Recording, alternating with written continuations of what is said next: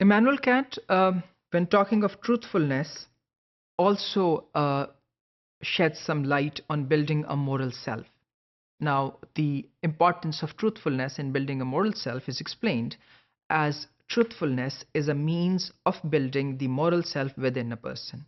यानी सच बोलना एक शख्स के अंदर इम्पॉर्टेंट है मोरल सेल्फ की डेवलपमेंट के लिए। अब वो मोरल सेल्फ क्या है? जिस तरह हमने मोरालिटी और कैरेक्टर के ऊपर इमैनुअल कैंट के ख्यालात को देखा कि उनका ये ख्याल था कि morality is the basis for all development in human and education का तो मेन एम ही मॉरल डेवलपमेंट है। तो मॉरल डेवलपमेंट की जो फाउंडेशन है एक शख्स के अंदर विद इन, वो बेस्ड है ऑन ट्रूथफुलनेस। जब तक सच्चाई और सच बोलना नहीं आएगा उस वक्त तक मोरल सेल्फ और डेवलपमेंट नहीं हो सकती। Moral laws as the central truth, as we discussed that the morality or the moral law is like the law of necessity which must be applied on humans and they must value it.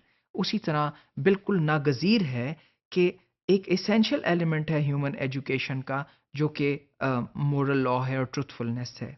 Kant argued that truth telling is a perfect duty, one so basic that it cannot be overridden by other values. कि सच बोलना एक ऐसी perfect duty है, एक ऐसी important duty है कि वो किसी तरह भी उस पर किसी और चीज़ को उस पर फौकियत नहीं दी जा सकती। अब वो क्यों है? उसकी वजह ये है कि instilling the habit of truthfulness at a younger age increases one's capacity to respect moral law. अब ये देखिए कि उसकी इंपॉर्टेंस इसलिए ज़्यादा है क्योंकि जब हम अपने अंदर ये आदत इंस्टिल करेंगे ट्रूथफुलनेस की एक यंगर एज से, बचपन से, तो फिर आपके अंदर इंक्रीज होगी वो capacity to respect the moral law. अब मोरल लॉ यानी इखलाकियात के कवानीन की रिस्पेक्ट तो उसी वक्त आ सकती है अगर आपके अंदर बहुत पहले से यानी बचपन से ट्रूथफुलनेस का बीज बो दिया गया है, सच्चाई आपके सामने है, तभी आप मोरल वैल्यूज़ को वैल्यू करेंगे और उस कानून की पाबंदी करना और उसकी तरक्की व तरवीज में अपना किरदार अदा करना चाहेंगे।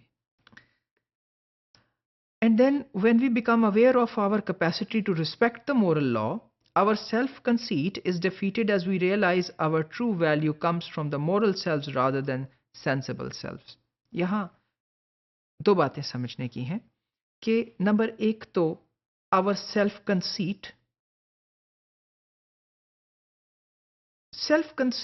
यानी सेल्फ अप्रेजल, हमारी खुद के लिए जो अपने विकार के लिए जो चाहत है वो उसके ऊपर हम डोमिनेंट करते हैं किस चीज़ को? ट्रू वैल्यू को। और ये रियलाइज़ करते हैं कि हमारी जो ट्रू वैल्यू है वो आ रही है हमारे मोरल सेल्फ से, यानी हमारे उस सेल्फ से जो हमारा इखलाकी सेल्फ हमारे अंदर डेवलप हो रहा है, ना कि वो सेल्फ जिसको हम कह रहे हैं सेंसिबल सेल्फ।